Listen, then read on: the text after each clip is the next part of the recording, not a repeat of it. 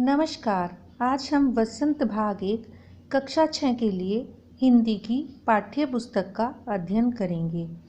आज की हमारी कविता का नाम है झांसी की रानी और यह हिंदी भाषा की महान कवयित्री सुभद्रा कुमारी चौहान के द्वारा लिखी गई है।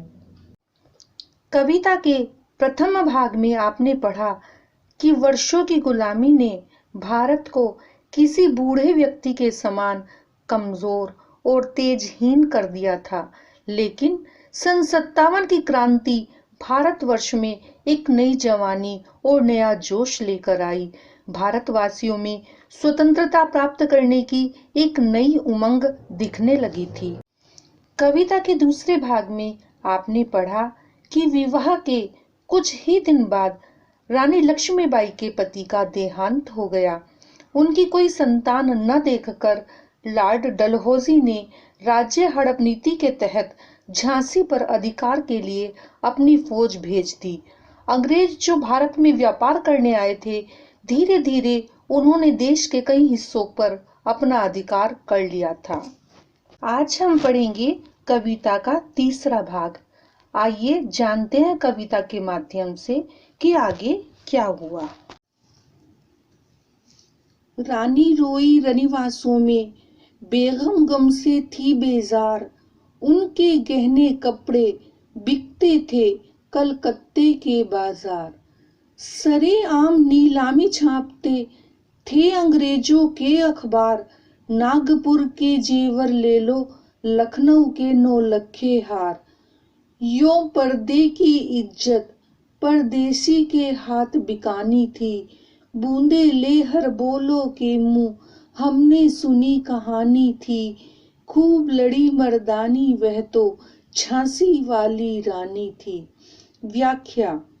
इन पंक्तियों में क्रूर अंग्रेजों की निर्लजता का वर्णन है कि कैसे वे लोग सभी राजाओं तथा नवाबों की हत्या के बाद वहां के राज्य तो हड़पते ही थे, साथ ही साथ वे उनकी रानियों और बेगमों के सम्मान से भी खिलवाड़ करते थे। चाहे वह लखनऊ की बेगम हो या कलकत्ता और नागपुर की रानियां, उनके कपड़े और जेवर तक छीनकर नीलाम कर दिए जाते थे और अब उनका अगला कदम झांसी की ओर था। शब्दार्थ। बेजार, पीड़ित। सरेआम, सबके सामने। नौलखा, बहुमूल्य हार। कुटिया में थी विषम वेदना, महलों में आहत अपमान। वीर सैनिकों के मन में था अपने पुरखों का अभिमान। नाना दूदू पंत पेशवा जुटा रहा था सब सामान। बहन छबीली ने रणचंडी का कर दिया प्रकट आह्वान। हुआ यज्ञ प्रारंभ, उन्हें तो सोई ज्योति जगानी थी। बूंदे ले हर बोलो के मुंह, हमने सुनी कहानी थी। खूब लड़ी मर्दानी, वह तो झांसी वाली रानी थी। व्याख्या।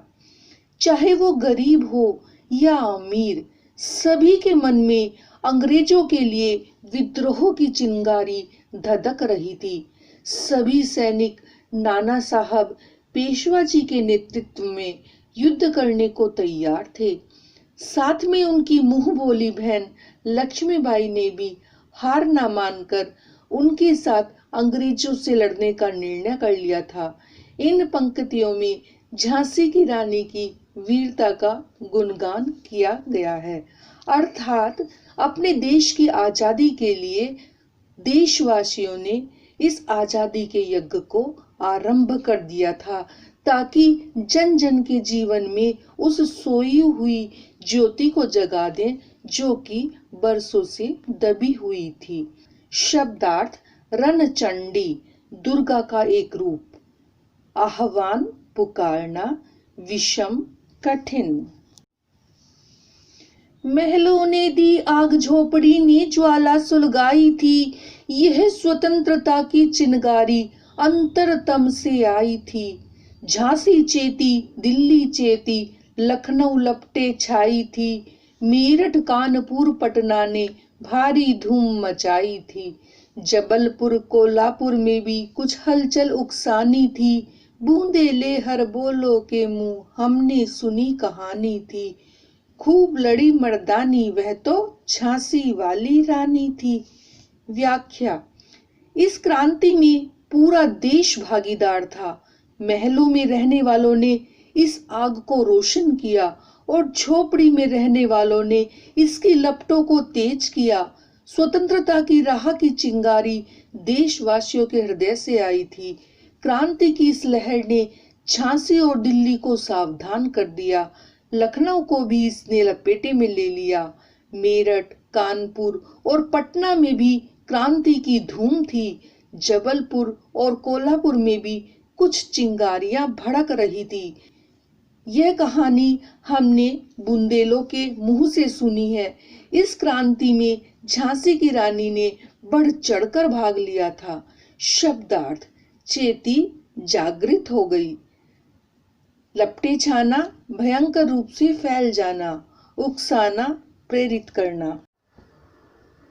अब इस कविता का अगला भाग हम अपने अगले वीडियो में पढ़ेंगे।